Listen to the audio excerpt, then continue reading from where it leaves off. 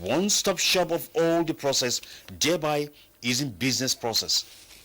Another effort of the Nigeria Customs Service geared towards facilitating trade through the use of technology is the introduction of the Pre-Arrival Assessment Report, PAAR, which is an online application designed and used by the NCS.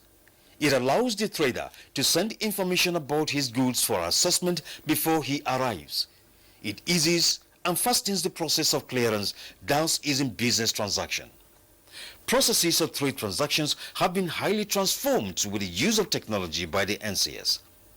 The cargo clearance in the port has gone through a lot of transformation as part of customs service modernization efforts, which include that submission of e-manifest is done by shipping companies, as well as submission of single good declaration by import and agent. Payments of customs duty are done through e-payment. Import agents request for positioning of containers for examination. Therefore, customs is only directly involved in cargo examination together with other regulatory agencies. Cargoes. For us, the ease of doing business, as far as we are concerned, as if they copy it from Abuja and decide to implement it in other ports across Nigeria. So the clearing process in Abuja is good to go. The first to arrive at the examination will be our custom officers. Then we invite other agencies to join the examination. And the relationship, the synergy among all agencies here, led by Nigeria Customs Service, is a good one. So I don't think we have complaint when it comes to examination. Are usually promptly released by customs once examination is done. Therefore, the federal government's policy on ease of doing business has come and added impetus to the Nigerian Customs Services drive for trade facilitation. The Nigeria Customs Services modernization already being implemented is a multifaceted effort at contributing towards the federal government's policy on ease of doing business.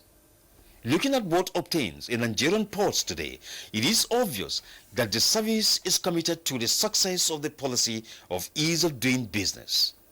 Comptroller Mohammed Abakura takes us through the process of clearance and how much the Nigeria Customs Service has put in place to help ease business processes in the port. The service in the first place have done a lot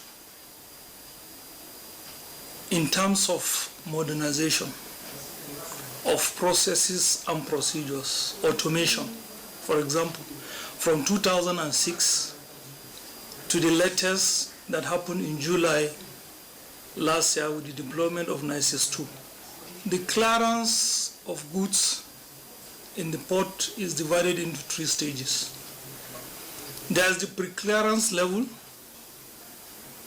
which is mostly happening at the traders zone, that is making their own declaration by themselves, making payments.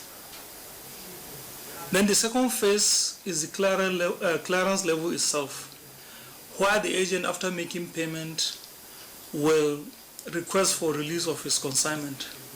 And when he does that, the system, we have a robust system that channels the goods to the level of examination. And as you know, we have 5 levels.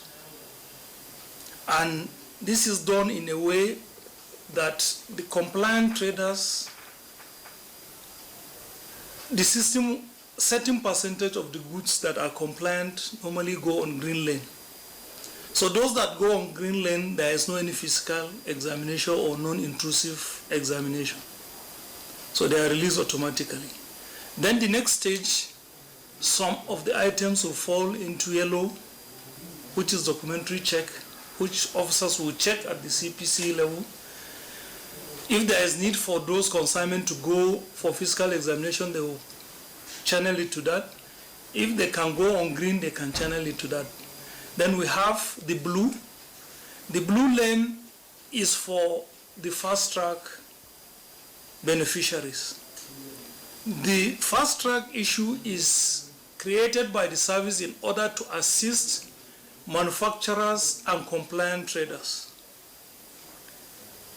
This kind of traders that are benefiting from the fast track normally carry their consignment directly from the ports to their premises. This brings us to the post-clearance level, the post-clearance officers will go to that premises and inspect those goods. So that incentive has the traders were being given, they have been excused from paying demurrages in the port.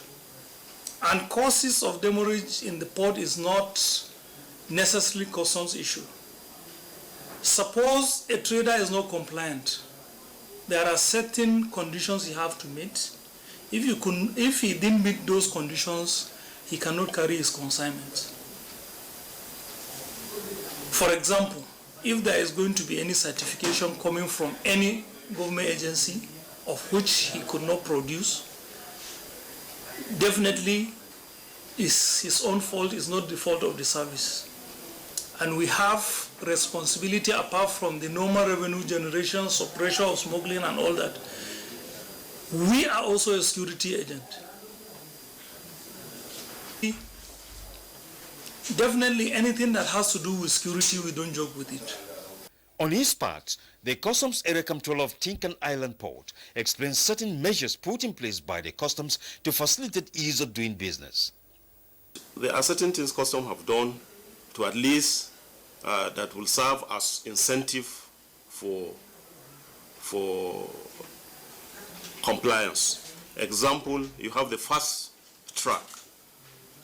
Fast track is meant for traders who are generally manufacturers. They will move their cargoes, their premises, just pay their duty, move their cargoes to